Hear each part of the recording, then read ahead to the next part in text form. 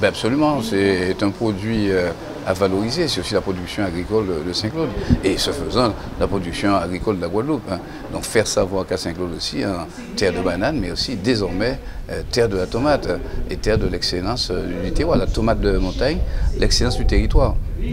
Et aussi bien sûr profiter de l'opération communication que nous allons mener lors du Tour de la Guadeloupe pour faire en sorte que les consommateurs puissent être sensibilisés à l'achat, à la consommation d'un pays et d'un produit pays, de la tomate de montagne. Voilà ce que nous allons faire. En même temps, aider l'entreprise à, disons, à se faire connaître, mieux connaître sur le marché guadeloupéen et sensibiliser aussi, bien sûr, les enseignes à ce qu'elles arrivent à conventionner avec ces producteurs-là. Il y va, c'est important pour nous qu'il y ait sur les étals des différents magasins les produits du pays.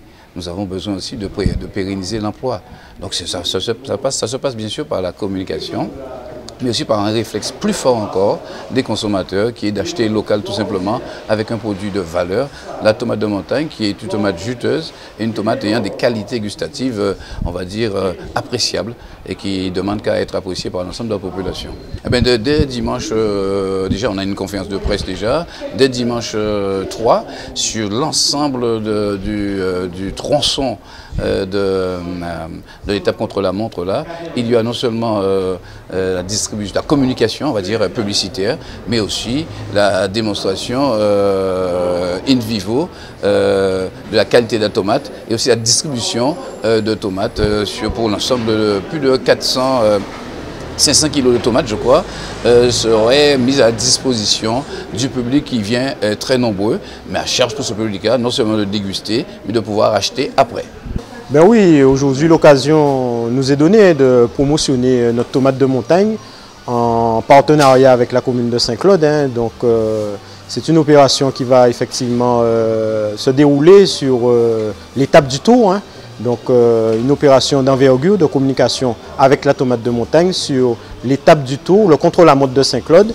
Et donc la tomate de montagne sera mise en avant lors de cette manifestation. La tomate de montagne, elle commence, je dirais, à être connue, peut-être pas encore assez, mais c'est vrai qu'aujourd'hui, notre souci, c'est de pouvoir faire l'ensemble des Guadeloupéens, de nos consommateurs, pouvoir la trouver sur l'ensemble des étals en Guadeloupe. Et c'est ce combat qu'on mène, et on le mène à travers de la communication, à travers effectivement des échanges de partenariats avec différents acteurs, pour permettre au plus grand nombre de pouvoir connaître ce produit et demain de pouvoir le trouver à travers nos étals. Alors oui, aujourd'hui, nous avons eu des contacts avec